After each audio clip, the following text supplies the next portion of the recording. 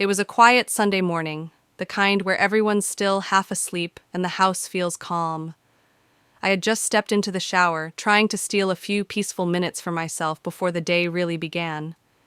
The warm water was running, and for a moment it felt like I could breathe. Then, without warning, the bathroom door creaked open. I froze, my heart skipped, and there he was, my stepson, standing in the doorway. He didn't knock. He didn't say anything either. It was only for a second, maybe two, but time felt like it stopped. He looked surprised, confused even, and then just turned and walked out, closing the door behind him. I didn't scream. I didn't react. I just stood there, motionless under the water, unsure of what had just happened. 100 thoughts ran through my mind. Was it an accident? Did he know I was in there?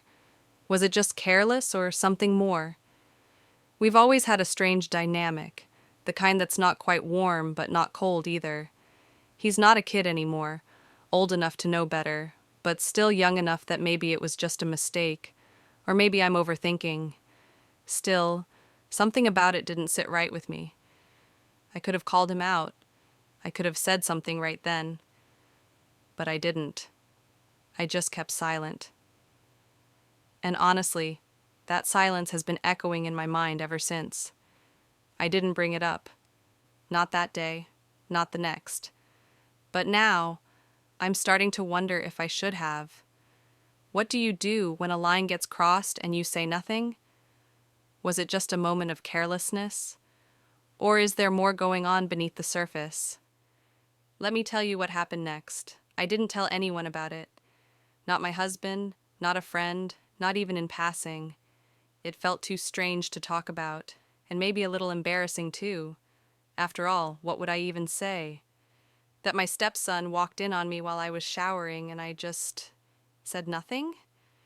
That kind of thing sounds worse than it probably was. Or at least, I keep telling myself that. For the next few days, things felt a little off. Not dramatically so. He didn't avoid me or act guilty, and I didn't notice anything obvious. But there was this tension in the air, like we both knew something had happened, but were pretending it hadn't. He'd usually greet me in the mornings, maybe joke around or ask if I'd made coffee, but now he was quieter. He still looked me in the eye, but it was brief, like he couldn't hold the gaze for long.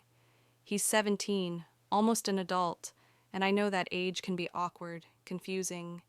When I married his father 2 years ago, it wasn't easy for any of us. His mom's not really in the picture, and I've been trying to build some kind of trust, some kind of connection with him. It's been slow. He's never been openly rude, but he's kept his distance, polite, but cold. Which is why this moment, that accidental invasion of privacy, felt so heavy.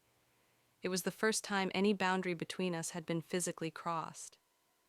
Later that week, I noticed something else. He started locking his door. He never used to. I didn't think much of it at first. Teenagers want their privacy, that's normal.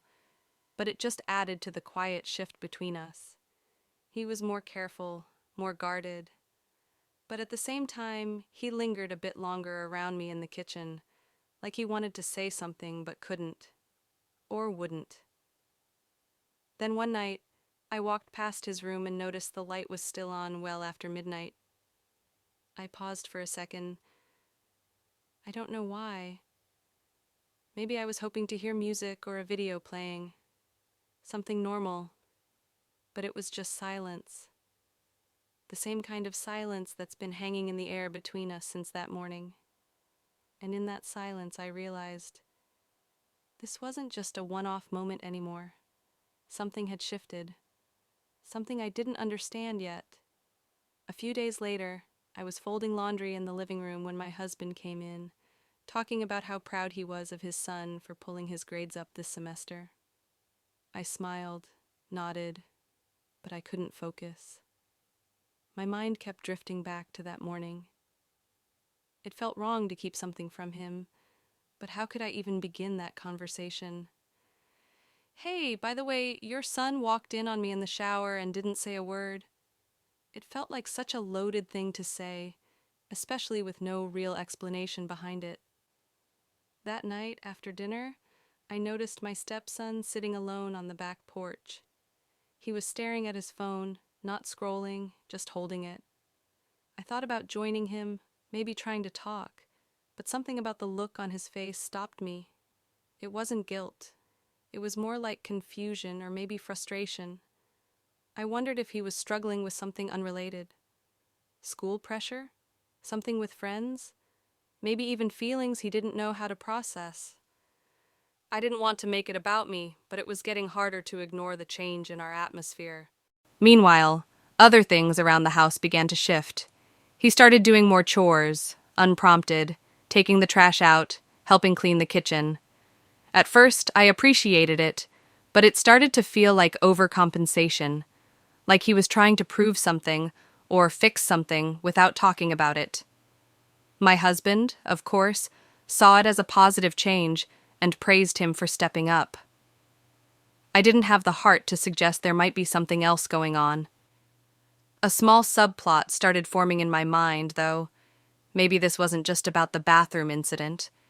Maybe something else had been simmering beneath the surface long before that morning. Maybe this was just the moment that cracked it open. One evening, I caught him looking at me for a second too long during dinner. It wasn't inappropriate, not overt, just intense. I pretended not to notice, but my stomach turned. I didn't know what it meant, if it meant anything at all. But the way he quickly looked away, and then barely spoke the rest of the meal, told me he felt it too. Whatever it was. And the silence between us grew louder.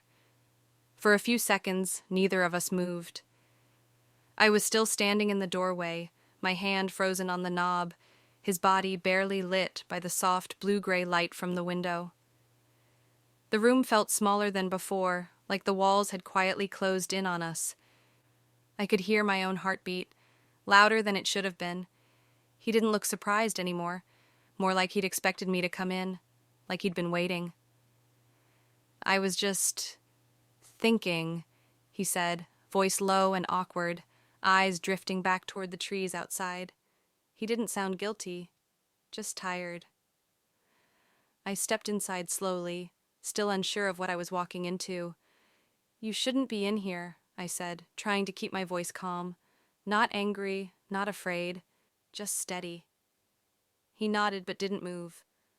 I looked around the room, everything perfectly normal, our bags on the floor, folded blankets on the edge of the bed, but nothing felt normal.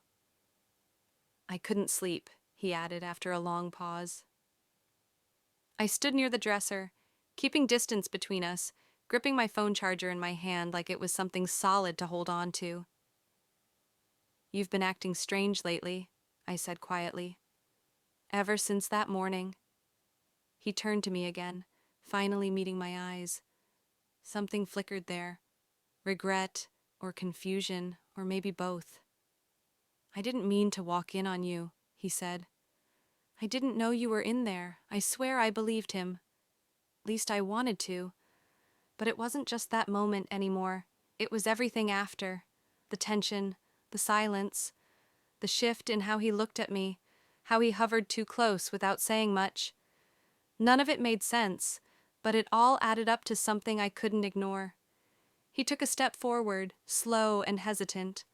I feel like I don't know where I fit anymore, he said.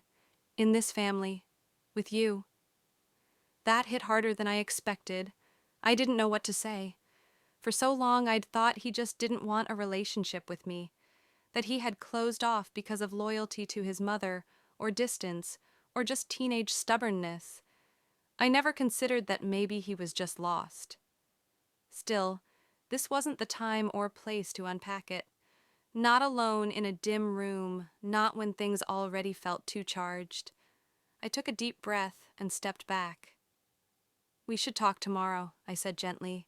All of us, together. He nodded again, but didn't move right away.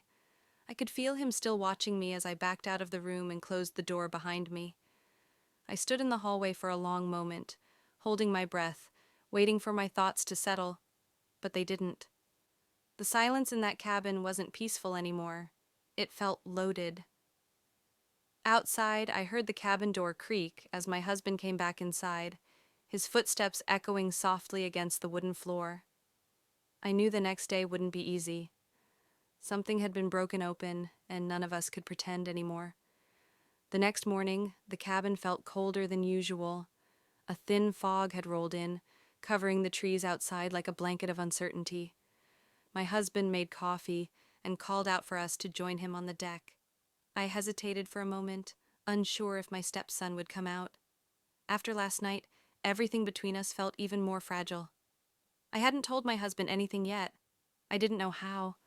I kept hoping we could talk it out together first, calmly, clearly, before it turned into something bigger than it already was. But when I walked outside, my stepson was already there, sitting across from his dad, sipping from a mug, and acting like nothing at all had happened. The tension from the night before was buried under casual small talk and forced smiles. I sat down slowly, watching him, wondering how he could switch so easily. Maybe he hadn't slept. Maybe he was doing what I was doing, pretending everything was fine, hoping it would be. As the day went on, we decided to go for a short hike near the back trail behind the cabin.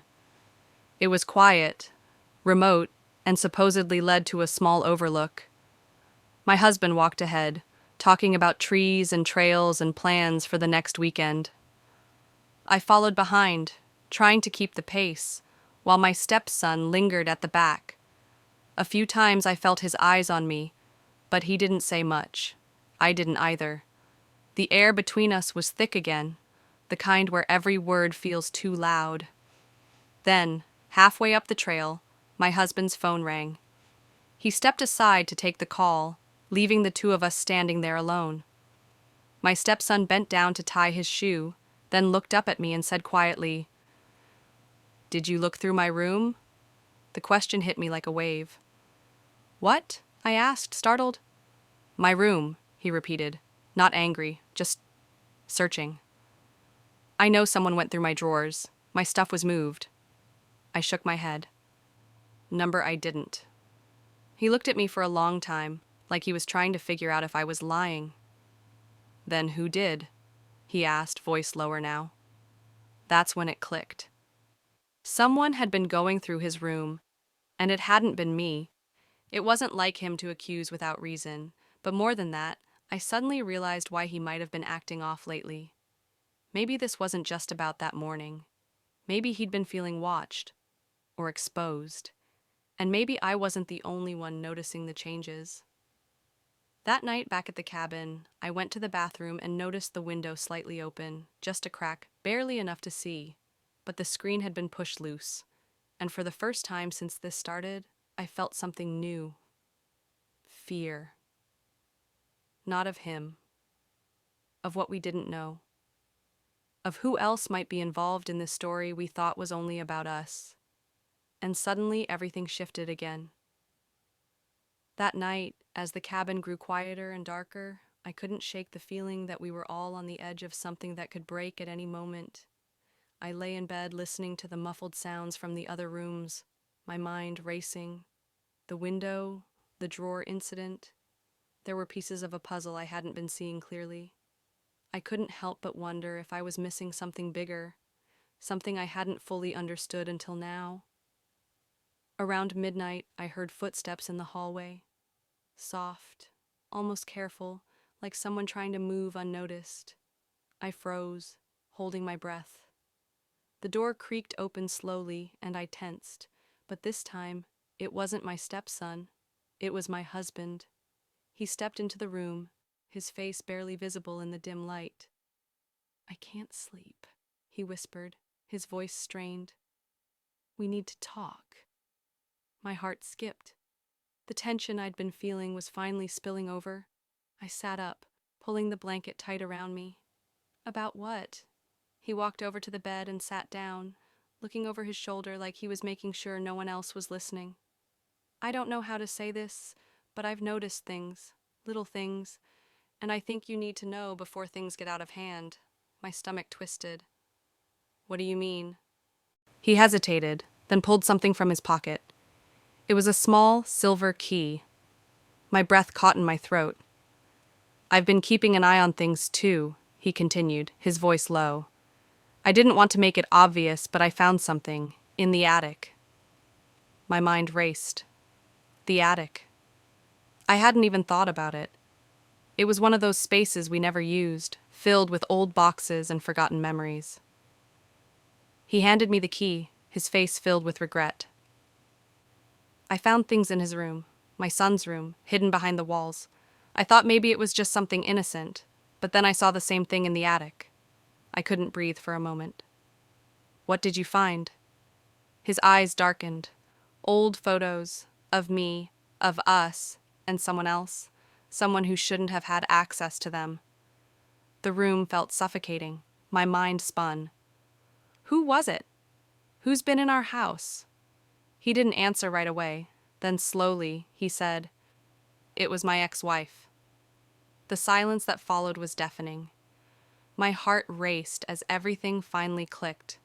The strange behavior, the secretive actions, the sense that something was wrong with us, but not in the way I'd thought.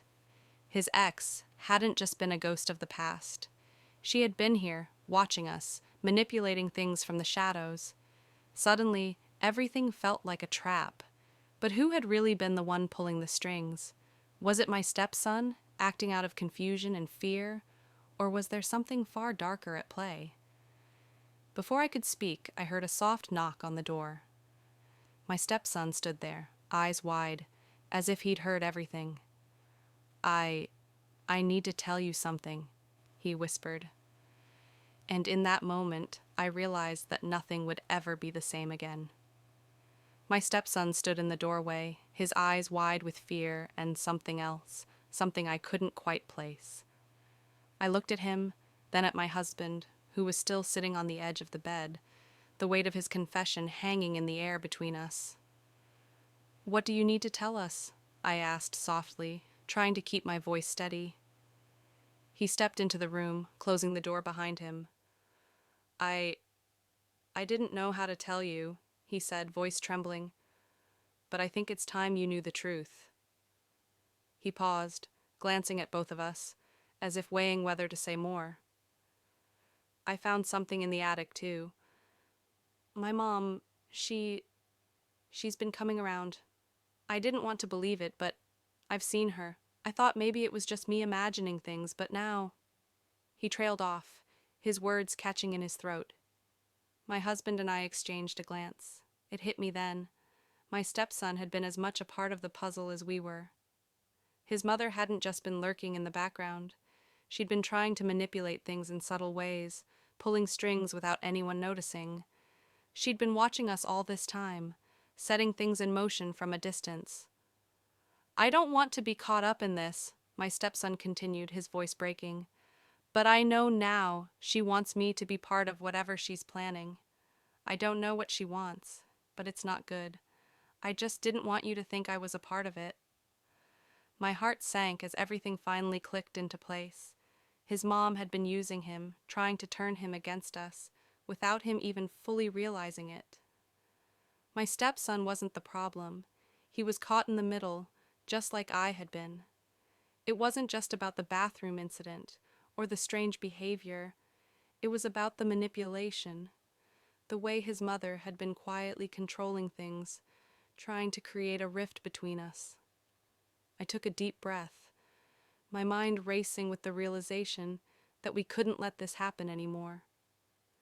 "We'll handle this together," I said, looking both of them in the eyes. "We'll fix this, but we need to do it now, before it gets worse." We didn't have all the answers yet, but for the first time in weeks, I felt a sense of clarity. We had to confront his ex-wife, cut the strings she had tangled around our family, and reclaim the peace we had worked so hard to build. It wouldn't be easy, but I knew we could do it, together. As the morning light filtered through the windows, a new sense of unity settled between us. We had been through a lot, but we were stronger for it. And in the end, I realized that sometimes the hardest battles lead to the greatest understanding, even when you don't know where the fight is coming from. But now, at least, we knew. and that knowledge was the first step toward healing.